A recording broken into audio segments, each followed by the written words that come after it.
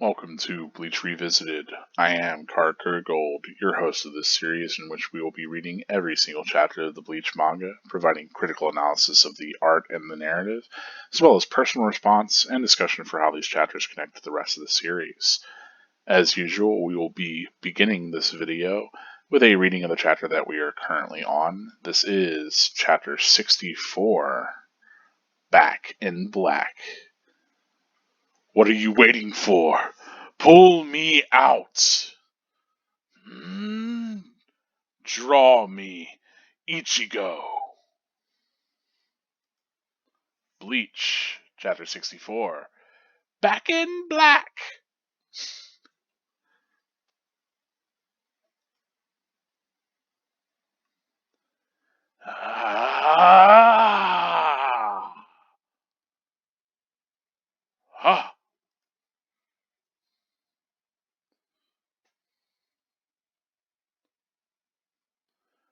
We can't wait any longer, sir.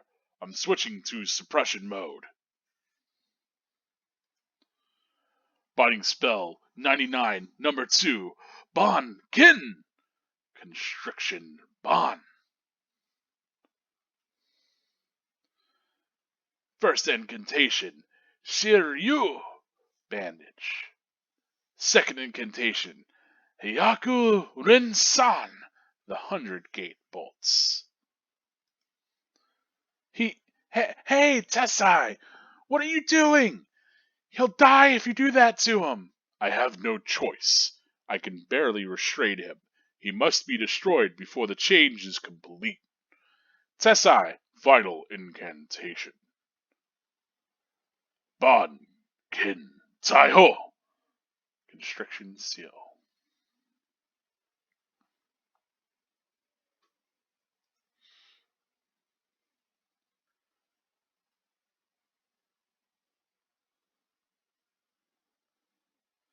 What the? Stop!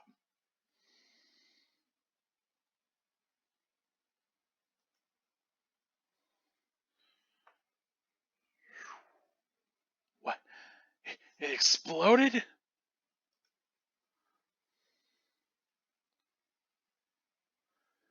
Something's coming out. Is that him? Whoa. What the heck? Hey, is it you, mister? Answer me, Carrot Top.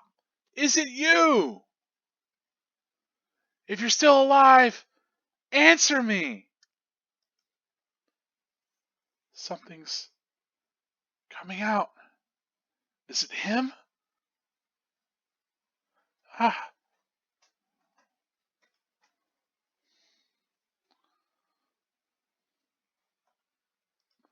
do believe that this is the... No? We're going to get a 2-page. So this is the right side of that. This is the left side.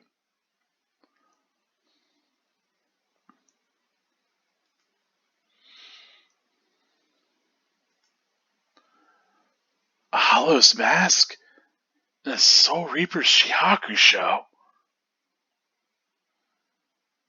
Is it a Hollow? Or a Soul Reaper? Which is it?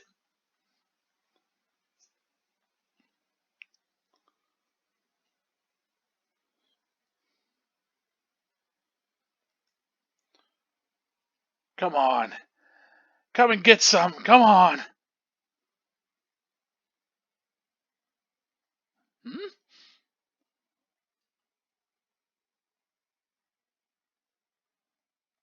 What? Phew. You didn't turn into a Hollow? Congratulations. You succeeded in becoming a Soul Reaper. Hooray! You passed lesson 2. Screw you. And I. You should have been praying and never come out of that hole alive. Because I swore that if I ever made it out of there, I'd kick your butt. Wow, that's perfect. Well, let's carry that spirit right into lesson 3, shall we? Lesson 3 has no time limit. If you can knock my head off with the Zanpakuto, you pass.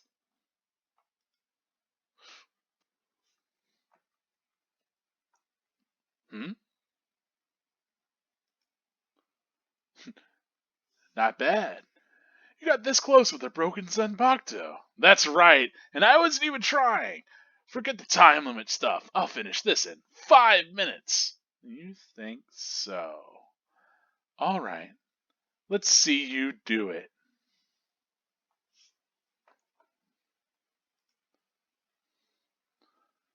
People who miss Ichigo. Ichigo, you liar. You say you play with me during summer vacation. Yuzu! Want to play dead at the beach with me? You put on a swimming suit and eat shaved ice in a hot, sunny room with no air conditioning. It's fun! That is it for Chapter 64 of Bleach. Yet another pretty intense chapter. Let's go back to the beginning of it.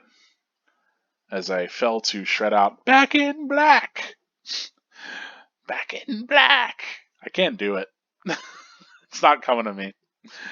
I wasn't made to be a rocker. Anyway, so we come back to this moment with the sunglasses guy in Ichigo's inner world as he is pulling out the sword, and here we have this entreatment. Pull me out, right? Draw me, and so we get this real connection between this entity and the sword that Ichigo is pulling out. Back in Black, obviously, if you're not familiar, is a reference to a song. Look it up.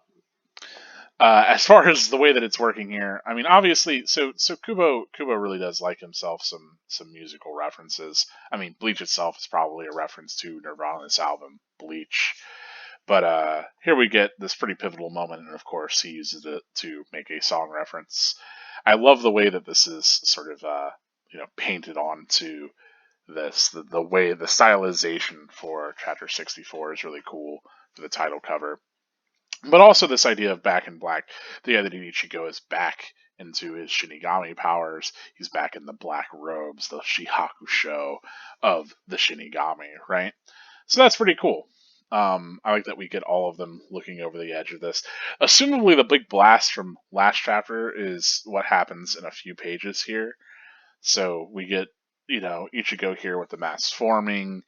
Um, of course, the different kind of pins shoot out of the back of his bindings, and there Tessai decides that he's going to go into suppression, and he does the second part of binding spell number 99, Bon Kin. And so here it's got 3 incantations, which is pretty cool. So the first is Shiryu, which it bandages him in these large bandages. The second is Yakurin-san, which is these 100 bolts. So all these different bolts fly into him to stick the bandage onto him. And now that he is bound, of course, Jinta is like, well, he'll die if you do that. And obviously, Tessai responds that he can barely restrain him, so he has to be destroyed before the change is complete, before he completely becomes a hollow, and they won't even be able to restrain him, right? And so he does this final incantation, which is the Banken Taiho, the Constriction Seal, and we get this large kind of like marker being dropped into there. Notably, the symbol on that you might notice if you are somebody who has at least paid any attention to iconography ever in your life, that is in fact the swastika, right? So clear connection to the Nazi party, am I right? But no, actually, we get this is the time for every Bleach fan to push out their glasses and go, actually. Anyway, for those of you that aren't aware, that the symbol of the swastika is a religious symbol that has existed long beyond the Nazi party. They used it for their own uses, and now it is kind of forever got that sort of connotation. But it actually is used quite a lot in Bleach. The yeah, I mean, like, yeah, that's essentially all you need to know for now. obviously, it's the idea is that it is in fact, the idea of it being this kind of various interpretation religious symbol. Ultimately, the idea is that if it is one way, it can be interpreted depending on the way in which the arms kind of curl out from it. Um, Whether or not it is interpreted, uh, you know, in one way or the other. I'm trying to exactly remember the ideas here. At least I'm pretty sure the way that it tends to be used in Bleach is I'm almost positive the Hindu kind of idea for it, right? The swastika being clockwise, I think, is representative of the sun, um, and prosperity and luck, and facing anti-clockwise. The is I don't remember how to pronounce that, but it's like it's of the night, so it's like sun and night. It's this duality kind of thing. Um, and basically one side is good, the other side is wrong.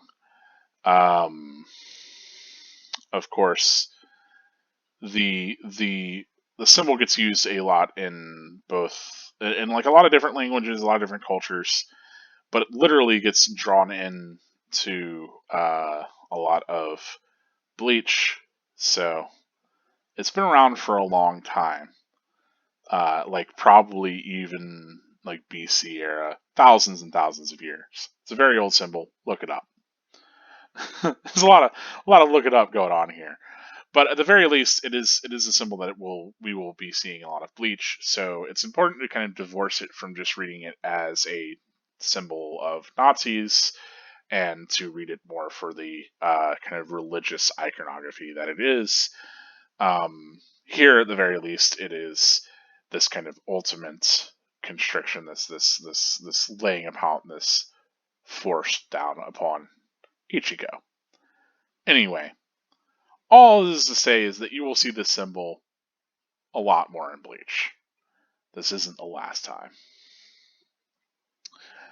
Anyway, and it has nothing to do with Nazis, at least within the context of Bleach. Trust. So I like that we get, this eruption out of Ichigo's hollow hole, and then it tears up through his mask, and then we get to see his whole mask here, and the kind of light of his eyes underneath.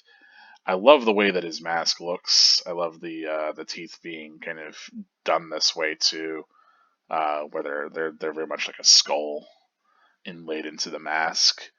Ultimately, Ichigo's hollow mask is really, really cool. As you would hope it would be, but I think ultimately this form is also pretty cool, with all the bandages and the rods from the binding, and him being able to move around despite that. I like that we get, of course, reaction from everybody but Ururu. But Jinta's freaking out. Tessai's trying to stop him. This big thing is coming down. I like this very kind of stylized shot of Kisuke as he backs up. He grabs Jinta, and then he runs away as this huge explosion happens. And so, similarly, this is the explosion that happened at the end of the last volume, right? And then he's got both Jinta and Ururu, and he's protecting them, which is nice. I guess Tessai can just, again, deal with it. But yeah, flying up the side of that explosion, shooting out, and then coming over, and then shooting down is, of course, Ichigo. So we still haven't gotten that rematerialization, so we have no reason to believe that he's a hollow, totally. But here, because of the mask and everything, maybe we can assume that's the case, right? I like that we get this zoom in, and this kind of point of view from Jinta himself, who's the one that's most thrown off by all of this, right, and least ready to kind of fight this.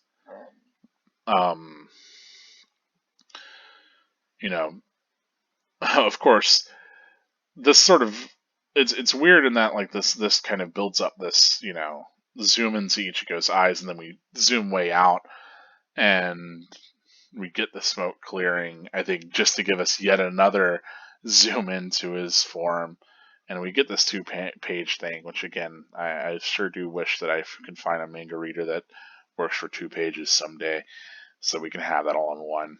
But I mean, all the real work is here on the left, as we see Ichigo, but with the mask on, the kind of pins inside of his shoulder, the hilt of his Zanpakuto here, all wrapped in the cloth.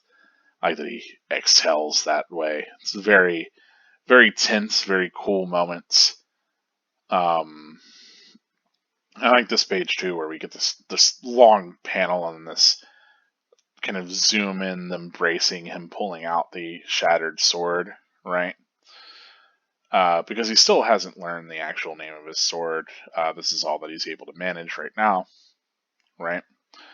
So he's got the hollow mask. He's got the Soul Reaper's True Hakusho. Is he hollow or Soul Reaper? You know, which one is it? Right? And I love, the amount of tension that kind of gets brought here. That we were given so much, Ichigo not speaking, him moving in these kind of threatening ways. I think that all really works, especially as he draws out his sword, and you're expecting that this is going to be some big slash, but instead he bashes himself in the face to break the mask, which is unexpected and pretty cool. I like that, of course, we get that little moment of shock from both of them. I think ultimately, like the use of that sort of momentum to bring it into this panel is fantastic. Uh, Definitely some of the coolest kind of reaction here. I love that we get Ichigo kind of peeling that mask back and away from his face. We get it clattering down, and he pulls it up, and then we finally get this reveal of him with his usual look, just breathing a sigh of relief as he is awakened to his Shinigami powers, right? He, in fact, did not turn into a hollow. I like that he does this little thing where he like grips and opens his palm a little bit. I don't know that it reads super well, but that's the way that I read it. But I like that, of course, Kisuke doesn't seem bothered by it at all. He's like, oh, hey, yeah, congratulations, you're a Soul Reaper. Ichigo immediately just walks up and paps him in the face with his pommel of his sword. I love that little exchange there. And then he's like, yeah, well, he did say that he would go and he would kick their ass whenever he got out of there, right? So I love that of course carries right away into the third lesson, which is a fight between Ichigo and Kisuke, right? That he has to knock his hat off. And I love this. This is a great moment too. That Kisuke is like, well, the third lesson is to knock off my hat, and Ichigo immediately closes the distance and goes for the strike. So we get a reiteration of Ichigo's usual skills that we know, which is his speed. One thing that I think is kind of interesting is that we do have his Zanpakuto still all kind of wrapped, so we can't really make out its design whatsoever here, or how much it shares with the blade that he once had. So it's still left like a little bit of a mystery. I like that he causes this little fray in the hat, but he does not manage to make it off. And assumably Kisuke makes distance. Of course, Ichigo is quick to gloat that he'll finish in 5 minutes. I do like the splayed hand there for that. And I love that, Ichigo breaks a lot of that tension with his expressions, with his levity and his lightheartedness. I do like this close in on Urahara's high, this shot of his cane, and we get him drawing this blade out of his cane, which is pretty cool. I mean, we had reason to suspect it before whenever he had the cane held over Ichigo, and Ichigo could feel like this sort of blade from it. This sense of a blade there, or like a weapon pointing at his throat. But here we get real confirmation that, in fact, yes, Urahara has a sword cane. Let's see it happen, right? And here we get this really cool moment of him drawing his blade and the true battle getting to start here. Of course, we get to learn a little bit about Ichigo and the people that miss him. I think that's cute. All in all, talking about this chapter, obviously, I think there's a lot kind of going on here, visually and narratively, that I already discussed a good bit of. I try not to recap too much. Sometimes I fall into that hole where I'm like, okay, let me talk about the chapter, and I just kind of say what happens. So I had to catch myself if that ever happens. I always worry about doing a little bit too much summary there, rather than actually, talking about the significance of these moments. But I really do. I think this moment for Urahara, actually showing him as a legitimate threat and him unsheathing this hidden weapon, is fantastic. One, just visually, it's cool. It presents him in a way that we haven't seen him before, but also the idea that he has this hidden blade, that he has this thing that's kind of like, oh, it's just a cane, haha, I walk around with it, but it's actually been repurposed into a sword, and that it's got this hidden functionality as a sword, reflects a lot about Urahara, right? That he presents in one way, but actually he might have this edge to him, and so it's really reflective of his character, as again the physicality of things in Bleach, especially characters' weapons, are paid a lot of attention to, and so a lot goes into really considering what's a sensible weapon for this character, what reflects the character's traits, and we get that here with Urahara's weapon as he draws it, which is pretty cool, right? Um, of course, I love that the extreme kind of explosion there, and that's not quite enough to get him with this not quite enough blade. Uh, but also love this kind of back and forth, howling to one another, and Urahara being kind of going from being super serious from before to really kind of jokingly expressing the next phase of his training, all of that. It's good stuff. I like that he just walks up and babs him in the face. Uh, yeah, it's comedic. It works. I think Ichigo looks really cool in a lot of these pages. This is you know the defining kind of badass moment for him. The whole mask kind of worn, the shattered mask, ends up being pretty iconic for Bleach too.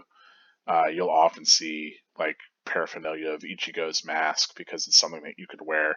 Doesn't quite work like a Naruto headband, or I don't know what do One Piece people wear. Eh. Anyway, I don't know what you do if you're a One Piece fan. I guess a straw hat or something. But the mask was one of the early ones for Bleach, as well as of course Urahara's hat. Those were kind of accessories that a lot of people would wear. Nowadays, I'm not so sure. Bleach doesn't get a lot of I get a lot of people wearing Bleach merchandise. You still see Naruto headbands every now and then, which blows my mind. Anyway, yeah, this whole moment of Ichigo appearing with a mask and like having this really imposing look, being unclear if he's hollow or not, and all of that. I think again, really iconic, really powerful, kind of strong stuff. Really builds that anticipation.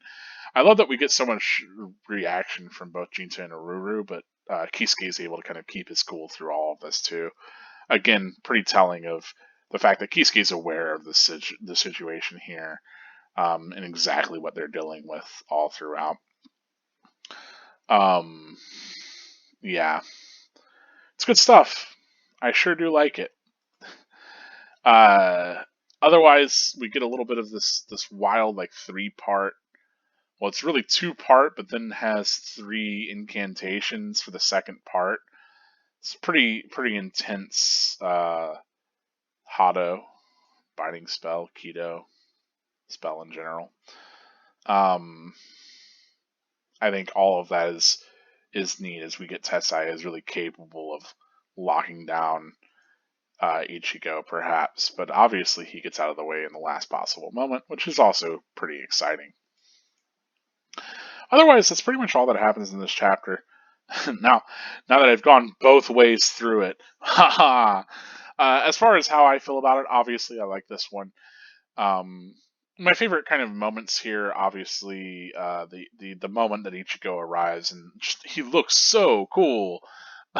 um, you know, like I think that's really neat.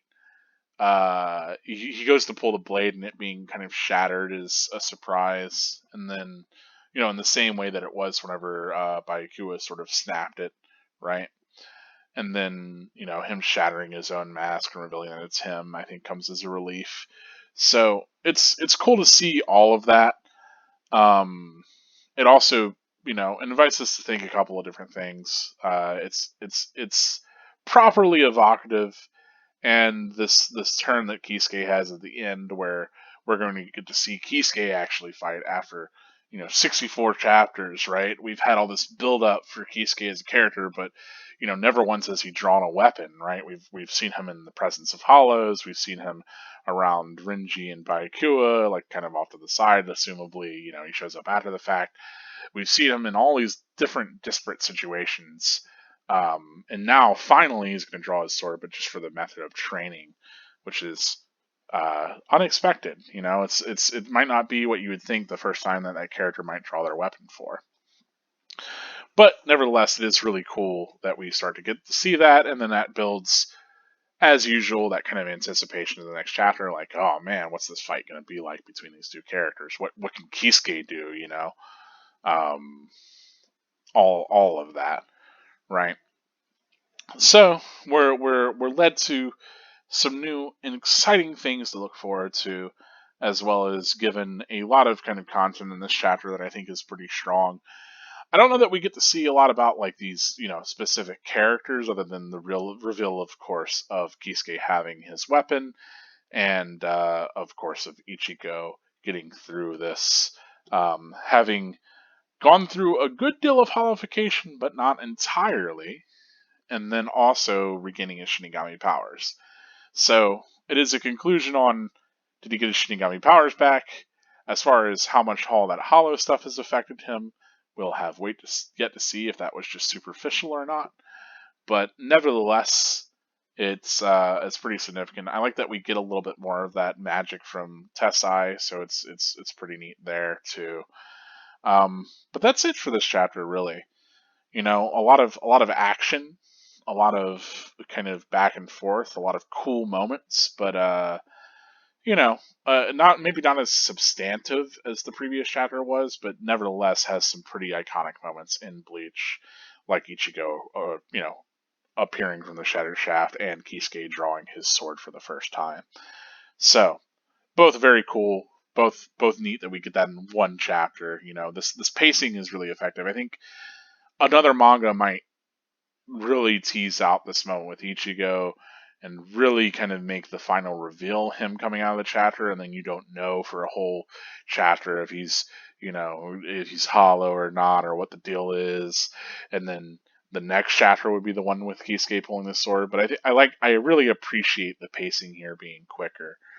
That's one of the things that I think people will complain about certain moments of Bleach. I saw somebody, say somewhere else on another video today, where they were like, "Oh yeah, just watch the first season of Bleach at like 1.5 speed because the pacing's terrible. You just want to get to everything after the first arc. That's whenever it really picks up." And it's like, man, are we reading the same series? I guess watching the anime, it's like whatever, but I still think the anime is paced well enough. But the manga, especially, I think the manga's got pretty good pacing for at least the first couple hundred chapters.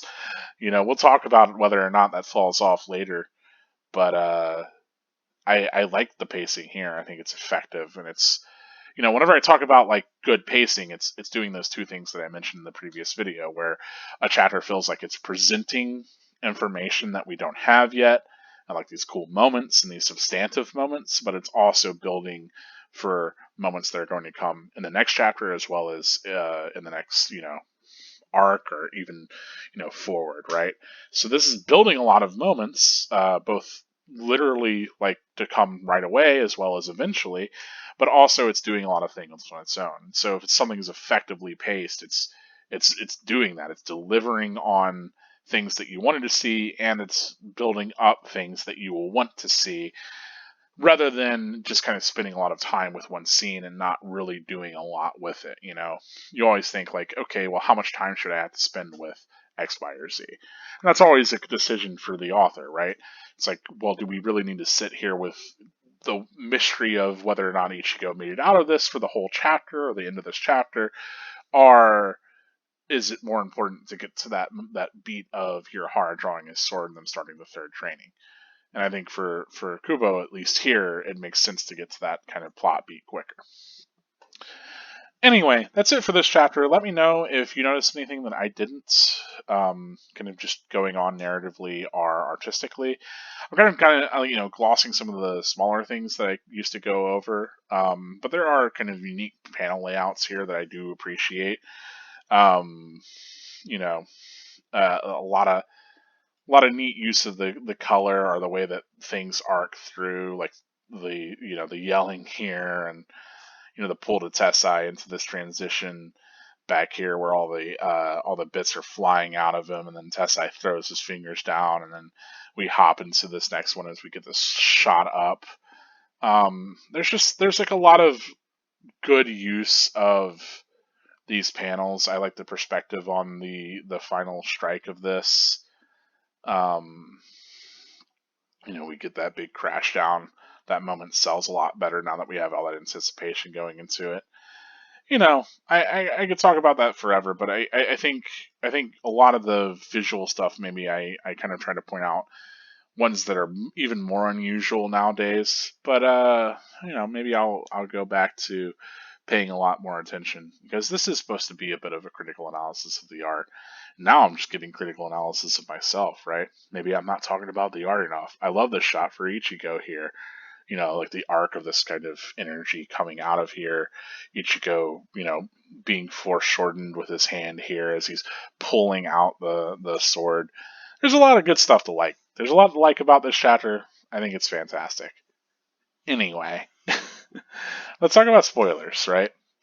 If you want to engage with any of the other stuff, if you want to talk about anything that I already mentioned, if you want to talk about anything that I might have missed, because there's certainly things that I think I've glossed over, especially artistically. So if you see anything in the chapter that you want to talk about, let me know in the comments. I'm excited to see what you're getting out of this chapter. But let's talk about how this connects to the rest of Bleach, right? So here we have Old Man Zangetsu really doubling down on like the pull me out, draw me, Ichigo. So here I definitely get the sense that he wants to kind of convince Ichigo that he is his Shinigami powers, that he is Zangetsu, since he's realized that Ichigo cannot hear. Assuming that he said that he's Yuha Bak, that he can't hear his name, but maybe he said he was Zangetsu and he just can't hear it because he hasn't awakened his Zangetsu yet. I don't know. Was the plan always to pretend to be Zangetsu? Anyway, I like that, of course, we get Tessai switching to using the Binding Spell number 99. Binding Spell 99, number 2, or part 2, right? The Banken. And of course, the Ban is the same as Bankai. The idea that, and here we have the Shi Ryu. Like, I don't know if that's meant to be the same Shi as Shikai. I had to look at the characters, whatever. But obviously the Ban, especially in Banken here, is the same Ban. It's actually uses this exact symbol whenever characters do Bankai. Obviously, this is also the symbol used for Ichigo's weapon. He has the swastika in his hilt of his Bankai. So, whenever I say that we're going to see that a lot more, familiarize yourself with that symbol, I will have to as well, to go look up the religious things for it, because I remember like looking all that up and reading a whole lot on it back in the day, and ultimately the idea of it like having the two different sides, and the idea that the side of Ichigo's sword that points towards you is the kind of more destructive one, the other side being the kind of the lighter one or whatever, and that's the side that you do Kanso with, and it having a whole kind of meaning there is kind of neat. Obviously, Ichigo being the Black Sun ties to that as well. So, and like the sun going through those phases and all of that. Kind of interesting, right? But yeah, neat that, of course, I'm finding all these things that I haven't attributed to Tessai, but the first time that we get the Bankai symbol, the first time that we get a swastika in Bleach, is from fucking Tessai. Like, right? And the first time that Ichigo gets killed is Tessai as well. What's going on, you know?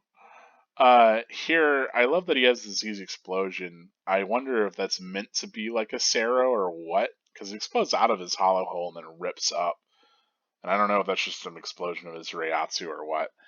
But very clearly here, Ichigo has definitely hollowified. You know, he is awakened to his Shinigami powers, yes, but he's also hollowified. He has done both. That's the point, right? Um, uh, I like that we assume that that Zangetsu is his inner hollow, but then we never get confirmation from any of the visors that they have an inner hollow in the same way. Just cute to think about. Anyway, I don't know that we have a ton of other connection. I do have like maybe one last thing to say here, though connect otherwise. I do think that like this, well, not this connection, but I think the idea of Ichigo being, you know, in these sorts of different robes, especially having this unique kind of shoulder piece, this is something that does get revisited whenever Ichigo does have his final redesign in Thousand Year Blood War, right? That he gets like the shoulder pad and everything. So that is kind of neat.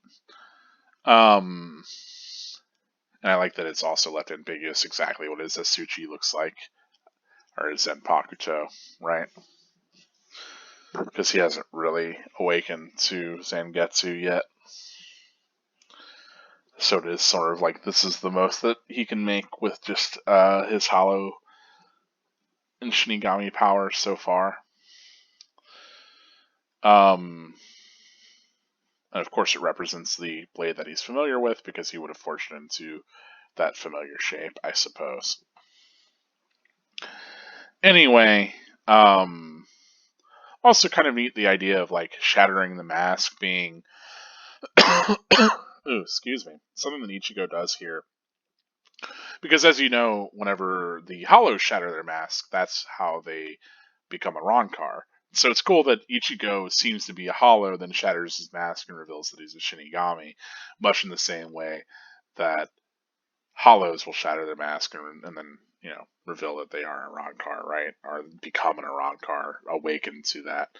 So it's neat that that is done here to kind of help to even blur the line further between his Soul Reaper and Hollow sort of Genesis. Those powers are really tied into each other one on one. I like that he gets the little kind of angry lines, the veins inside of his hollow mask there. They continue to be there too over here. So, good, we're really having fun with that. As far as the, you know, knock off my hat deal, and I like, again, we get reiteration of Ichigo's power being that he's quick, right? Literally quick to act in the middle of another person talking, but also quick in the terms of actual movement. So that's neat. And we have Kisuke then, of course, draw his weapon.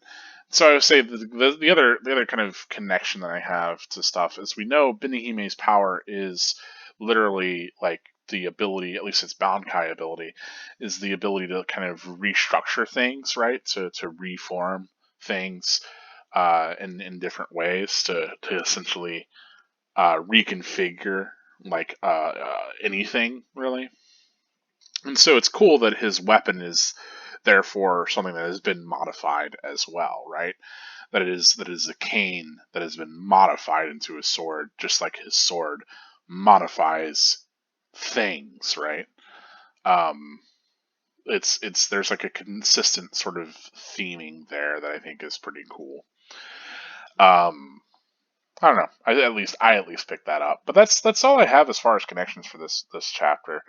I don't know. Do you see anything else that connects outwardly that you know that you can pick up? I think the fact that like Jinta is a little bit more afraid than Ururu, and Ururu is more ready to fight, speaks towards what we would get later, where Ururu does get jump into the fight, and then she gets attacked by. That's whenever Ilfort shows up, and with his resurrection, like literally like impels Ururu. But maybe it speaks towards like their temperaments as characters. We don't get a lot else there from Jinsu and Ururu otherwise, unfortunately. Would have liked to see them involved in more of Bleach, but I guess they are kind of bit characters, whatever. But yeah, if there are other connections that you have or other moments that you feel like are kind of here that you would like to talk about, feel free to let me know in the comments. Just make sure to tag it as a spoiler. Say that this comic contains spoilers or whatever you need to do. But that's it for this one, folks. It's a little bit of a shorter one. It's still 40 minutes, but nevertheless, thank you so much for following along through Bleach with me and watching these videos. I do appreciate it. As always, this has been Carker Gold, reminding you that spirits are forever with you. Stay gold.